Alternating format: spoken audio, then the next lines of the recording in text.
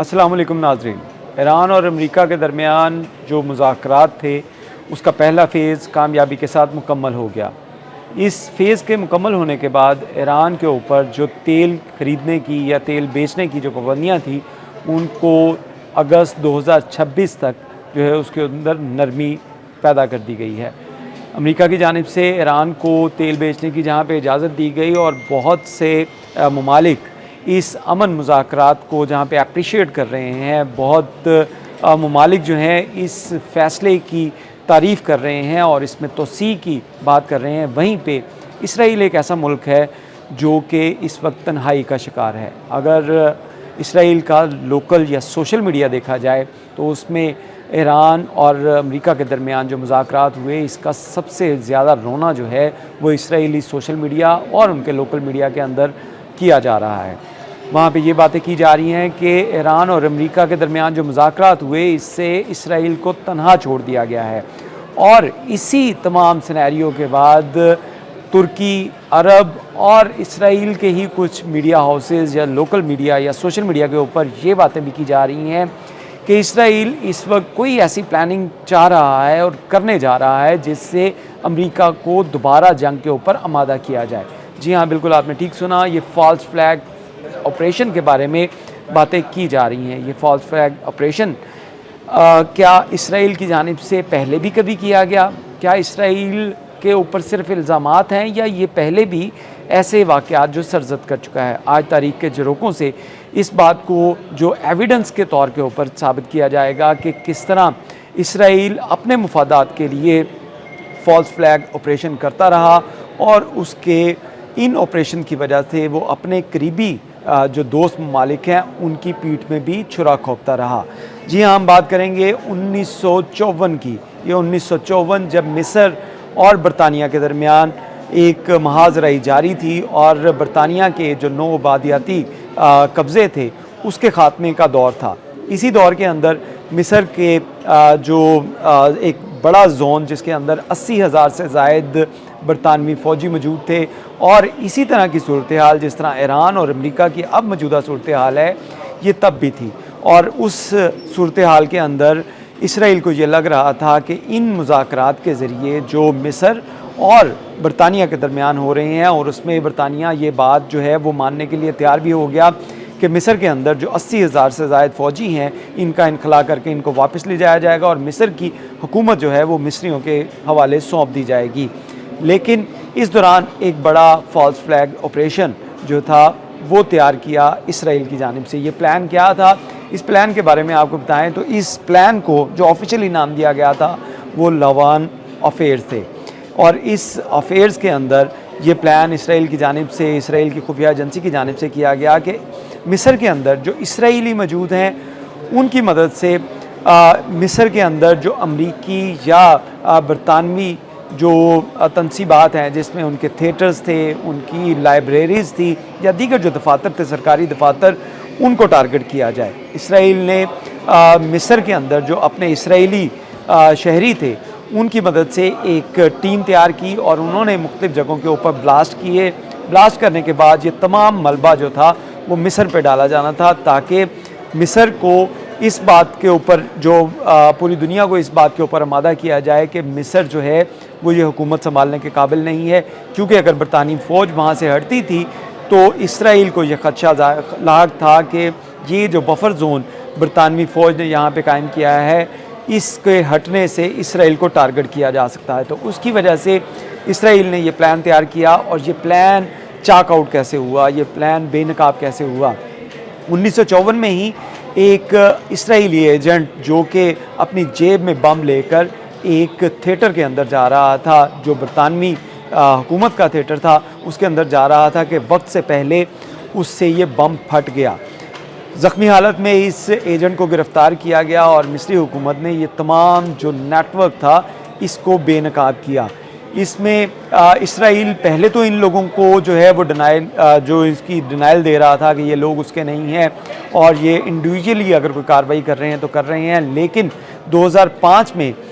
Israel की जानिब से इन तमाम जो बाकी एजेंट बच गए थे उनके एजाज़ में एक तकरीब रखी गई और इस तकरीब में उनको मुख्तलिफ मेडल्स और जो इनामात और करामात जो हैं उनसे नवाजा गया था। इस बारे में आपको बताएं कि ये लवान अफेयर जो हैं बाद में क्योंकि इसकी तस्दीक हुई और ये साबित हुआ कि ये अमेरिका के बरतानिया के ख़िलाफ़ जो है वो एक साजिश इसराइल ने की थी ताकि बरतानवी फ़ौज वहाँ पे कायम रह सके। इसी तरह का एक और बड़ा मंसूबा जो था वो 1967 में अमेरिका के ख़िलाफ़ तैयार किया गया था। 1967 में जब इसराइल और अमेरिका की जंग चल रही थी अरब ममालिक के साथ, तब भी ऐसी सूरत हाल पैदा हुई कि अमरीकी बहरी बेड़े जो थे, अमरीकी जहाज़ जो थे, वो खलीज ममालिक के जो समंदर हैं, उनके पानी हैं, वहाँ पे मौजूद थे और इसराइल को ये चाहता था कि अमरीकी फ़ौज यहाँ पे कायम रहे, लेकिन अमरीकी फ़ौज तब भी 1967 में भी वहाँ से बैकफुट पे आ रही थी। तो इस दौरान इसराइल की जानिब से एक बड़ा मंसूबा सामने आया जिसमें उन्होंने अमरीकी जहाज़ USS लिबर्टी जिसका नाम था, इसके ऊपर जो है वो शदीद तरीन बमबारी की। उनकी इसराइल की फ़ज़ाइया की जानिब से, इसराइली बोट्स की जानिब से उसके ऊपर इतना ज़ोरदार हमला किया गया कि उसके 31 जो नेवल फ़ौजी थे उनकी इस वाक़े में मौत हुई और 170 से ज़ायद ज़ख्मी हुए।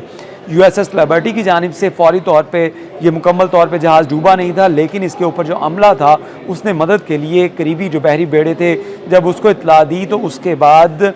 इसराइली फ़ौज ने अमरीकी बहरी बेड़े के ऊपर जो जहाज़ था उसके ऊपर बमबारी रोकी और ये कहा गया कि ये गलतफहमी का शिकार है। लेकिन 1967 में जब ये वाक़या रिपोर्ट हुआ तो उसमें दस्तावेज़ाती जो सबूत मौजूद हैं कि इस बहरी जहाज़ जिसके ऊपर इसराइल की जानिब से हमला किया गया था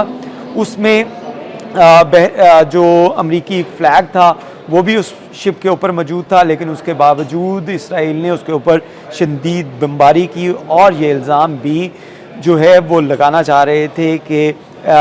जो अरब ममालिक हैं उनकी जानिब से इस अमरीकी जहाज़ को तबाह किया गया है और तमाम अमले को ये डुबोना चाहते थे। लेकिन उसकी जानिब से, अमले की जानिब से फ़ौरी तौर पे जो कार्रवाई करते हुए मदद के लिए दीगर जो बहरी बेड़े थे अमरीकी खलीज फ़ारस के अंदर मौजूद थे उनको इत्तला दी गई। तो उसके बाद ये हमला रुका और इसराइल की जानिब से बाकायदा इसके ऊपर माफ़ी मांगी गई। तब भी हुकूमत जो थी वो अमेरिका के अंदर ऐसे लोगों की थी जो इसराइल के ज़ेरे असर थे और ये जो है वो उनकी जो माफ़ी थी उसको एक्सेप्ट किया गया। इसराइल की जानिब से उस बहरी जहाज़ के ऊपर जितना नुकसान हुआ उसके पैसे भरे गए, जो वहाँ पे लोग मारे गए थे, ज़ख्मी हुए थे, उनको मुआवजा दिया गया और अमेरिका ने भी ये माफ़ी तस्लीम कर ली। ये दो वो वाक़यात हैं जो तारीख़ के ज़रोक़ों में दस्तावेज़ाती सबूत के साथ मौजूद हैं कि इसराइल ऐसे फॉल्स फ्लैग ऑपरेशन करता रहा है और अब भी सूरत हाल यही